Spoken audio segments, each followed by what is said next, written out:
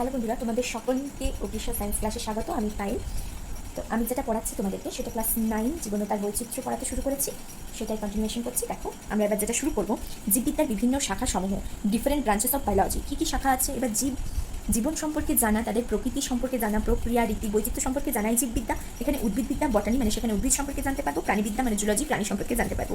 এছাড়াও আরও যেগুলো আছে শাখা, সেগুলো হলো জীব রসায়ন, মানে বায়োকেমিস্ট্রি। জীব রসায়নটাকে বলা হয় বায়োকেমিস্ট্রি। আণবিক জীববিদ্যা, যেটা আণবিক মানে মাইক্রোবায়োলজি, অনাক্রমতা ইমিউনোলজি, বংশগতিবিদ্যা জেনেটিক্স, কলাবিদ্যা, শারীরবিদ্যা, শারীরস্থানবিদ্যা, কলাবিদ্যা মানে টিস্যু, শারীরবিদ্যা মানে সেটা অ্যানাটমি দেখতে পারবো, শারীয় স্থান মানে হচ্ছে তোমার ফিজিওলজি, ঠিক আছে। বাস্তুবিদ্যা মানে ইকোসিস্টেম, আচরণবিদ্যা, বিহেভিয়ারাল বায়োলজি, অভিব্যক্তি এবং আরও নতুন নতুন শাখা, অভিব্যক্তি, ইভলিউশন, এগুলো সমস্ত হচ্ছে শাখা, বিজ্ঞানের শাখার নাম। এবারে এখানে দিয়ে দিচ্ছে জীববিদ্যার বিভিন্ন ক্ষেত্রের সঙ্গে বিজ্ঞানের অন্যান্য শাখার জ্ঞানের সংযুক্তি, মানে অন্যান্য শাখা, তার জীববিদ্যার সঙ্গে যদি আমরা পদার্থবিজ্ঞান ফিজিক্সকে যুক্ত করি, সেটা হয়ে গেল সমন্বয়, মানে দুটো জিনিস সম্পর্কে আমরা জানতে পারছি। বায়োকেমিস্ট্রি জীববিদ্যার সঙ্গে যদি রসায়ন যুক্ত করি, এইরকমভাবে আমরা কি করব, জীবমিতি পাবো, বায়োমেট্রি পাবো, যেখানে পরিসংখ্যান বিদ্যাটাকে যুক্ত করব।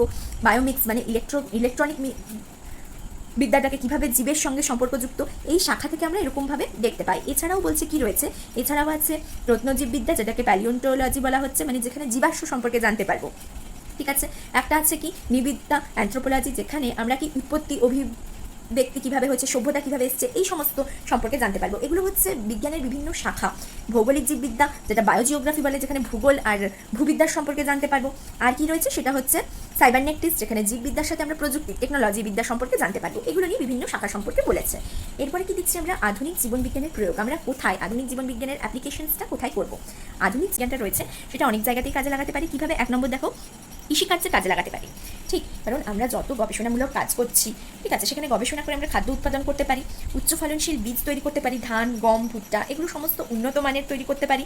এরকম বীজবিহীন ফল উৎপন্ন করা যায়, তাকে পার্থেনোকার্পি বলা হচ্ছে। কীটপতঙ্গ কীভাবে দমন করা হয়, যেমনি চাষের ক্ষেত্রে লাগছে, আমরা শাকসবজি লাগিয়েছি, কীটপতঙ্গ এসে সেই পাতা পোকামাকড় খেয়ে নিচ্ছে, সেক্ষেত্রে আমরা কীভাবে কীটনাশককে দমন করব, সেটা জানতে পারি আমরা, সেগুলো সেক্ষেত্রে আমরা কাজে লাগতে পারি। আর কি করতে পারি, পোলট্রি উন্নত সংকরায়ন করতে পারছি হাঁস মুরগির জন্য, সেরকম সংকরায়ন করে কী করেছি, খাকি, ক্যাম্বেল, হাঁস, সাদা লেঘন, মুরগি, এই সংকরায়নের নামগুলো মনে রাখবে। হাঁসটা হচ্ছে খাকি ক্যাম্বেল, মুরগিটা হচ্ছে লেঘন, সাদা লেঘন। এরকম দুটো জিনিসকে নিয়ে, দুটো প্রজাতিকে নিয়ে আমরা কী করবো, সংকরায়ন করবো, হাইব্রিডাইজেশন বলা হয়। চাষ করে প্রচুর ডিম, মাংস উৎপন্ন করতে পারছি। চাষের ক্ষেত্রে উন্নতি হয়েছে, মৎস্য চাষ করতে পারছি, ফিশারি, উন্নত জাতের পশুপালন তৈরি করতে পারছি, যাতে অধিকতর দুধ আমরা পাই, যেমন মুলতানি, ভাগলপুরি, সাহিওয়াল প্রভৃতি সৃষ্টি করা সম্ভব হয়েছে। এবার মৌমাছি পালন আমরা করছি, কৃত্রিম উপায়ে মৌমাছি পালন করে প্রচুর পরিমাণে মধু তৈরি করতে পারছি। সব কিছু কৃত্রিম উপায়গুলো তৈরি করা হচ্ছে জীববিদ্যাকে কাজে লাগিয়ে। পরিধেয় উপাদান যেমনি আছে, সেখানে আমরা কাঁচামালগুলো নিচ্ছি, তুলো পাচ্ছি, পাট তন্তু পাচ্ছি, পশম, রেশম, এগুলোকে নিয়ে আমরা কি করছি, নিয়ে জামা কাপড় তৈরি হচ্ছে। চিকিৎসা বিজ্ঞানেও তো জীববিদ্যার যথেষ্ট অবদান রয়েছে। কি বলছে না, জীব প্রযুক্তির সাহায্যে রোগ নিরাময়কারী বিভিন্ন যন্ত্র তৈরি করা হচ্ছে। সেরকম বিভিন্ন অ্যান্টিবায়োটিক, বিভিন্ন রকম ওষুধ যাতে আমরা তৈরি করতে পারছি। সেই অ্যান্টিবায়োটিকগুলো কি, পেনিসিলিন, স্পেকট্রোমাইসিন, ক্লোরোমাইসিন, এরিথ্রোমাইসিন, অ্যাজিথ্রোমাইসিন, অরিওমাইসিন, এগুলো প্রস্তুত করা হচ্ছে। বিভিন্ন রকম ওষুধ তৈরি করছি। যেমনি পাগলা কুকুর কামড়ালে জলাতঙ্ক রোগ হয়, এবার জলাতঙ্ক রোগের প্রতিষেধক হিসেবে কি, যদি কারো জলাতঙ্ক রোগ হয়, সেই রোগ সারাতে আমরা কি ইউজ করবো, কি তৈরি করা হয়, সেটা হচ্ছে হাইড্রোফোবিয়াম তৈরি করতে পারি। সাপের বিষ থেকে, সাপ যেটা রয়েছে, সাপের বিষ থেকেই আমরা পাই কি, অ্যান্টিভেনাম, সিরাম, ল্যাকটেসিস, এগুলো সাপের বিষ থেকে এই সমস্ত ওষুধগুলো আমরা তৈরি করতে পারছি। তাহলে এই সব কিছু জীববিদ্যাটা আমরা পড়েছি, সেজন্য তৈরিটা সম্ভব হয়েছে। বিভিন্ন ভাইরাস ও ব্যাকটেরিয়াজনিত রোগের ভ্যাকসিন, টিকা আবিষ্কারের ফলে রোগ প্রতিরোধ করতে পেরেছি আমরা। আগেই এখন বাচ্চাদের অনেক রকম পোলিও ভ্যাকসিন দেওয়া হয়, ঠিক আছে, ডিপথেরিয়া ভ্যাকসিন দেওয়া হয়, অনেক রকম ভ্যাকসিন বেরিয়ে গেছে। কেন না, ভ্যাকসিনের জিনিসটা কি করা হয়, যেটা আমরা অনাক্রমতাটাকে সৃষ্টি করছি, ওই যে আমরা বললাম অ্যান্টিবডি তৈরি করছি। কীভাবে না, এই ভ্যাকসিনগুলো দেওয়া হচ্ছে, এখানে আমরা বাইরে থেকে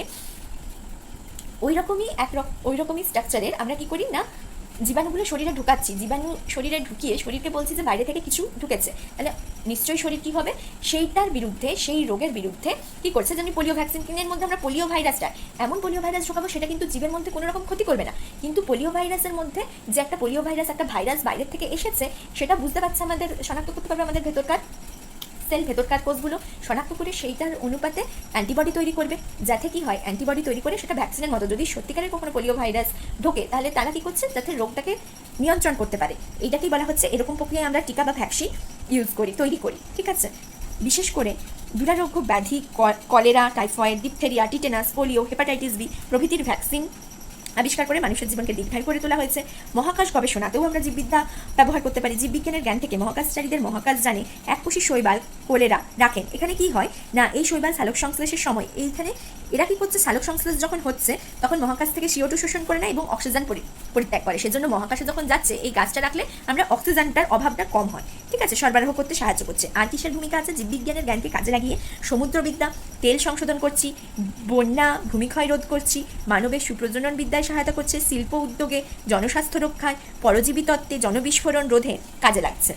এই সমস্ত কিছুতে জীববিজ্ঞান বলছে খুবই রকম। তেল যখন করবো, একটা তেল পরিশোধিত তেল তৈরি করছি, সমুদ্রবিদ্যাতে যে সামুদ্রিক যে প্রাণীগুলো রয়েছে, মাছ, তারপরে সামুদ্রিক আরও কীট পতঙ্গ, সমুদ্রে যারা বসবাস করছে তাদের ক্ষেত্রে আমরা জীববিদ্যার জ্ঞানটাকে কাজে লাগাতে পারছি। সমুদ্রের জল যাতে দূষণ না হয়, যে সমস্ত জীব বাস করছে সমুদ্রের মধ্যে তারা সঠিকভাবে বাস করতে পারে, সেই সব দিকে ধ্যান রাখতে আমরা সাহায্য করে, সেই সব ধ্যান রেখে জীববিজ্ঞান সাহায্য করছে। বন্যা ভূমিক্ষয় কীভাবে রোধ করা যেতে পারে, সব কিছুর জন্য জনস্বাস্থ্য কীভাবে হয়, শিল্পর দিকে কীভাবে উন্নতি লাভ করতে পারে, শিল্প উদ্যান শিল্পর দিকে যেমনি আমরা যখন মৌমাছি প্রতিপালন করছি, মধু তৈরি করে সেগুলো ব্যবসা বাণিজ্যের কাজে আমরা তৈরি করতে পারবো। এরকমভাবে আমরা পশম, রেশম, তুলো কীভাবে তৈরি করছি, সেগুলো থেকে জামাকাপড় তৈরি শিল্প, সেখান থেকেও আমরা একটা শিল্প উদ্যোগ ব্যবস্থা নিতে পারছি, ব্যবহার করতে পারছি। রক্ষা, পরজীবী তত্ত্ব, আচ্ছা, এরকম বিভিন্ন রকম জনবিস্ফোরণ যাতে না হয় বেশি, সব কিছুকে আমরা রোধ করতে পারছি। ঠিক এগুলো প্রভৃতি রোধ করতে আমাদের কি হচ্ছে না, উন্নতি করতে পারছি। সব কিছুর জন্য আমাদের জীববিদ্যা কাজে লাগছে। তাহলে আজকে এতদূর পর্যন্ত থাক, পরের দিন আমরা শুরু করবো ট্যাক্সোনমি, ঠিক আছে।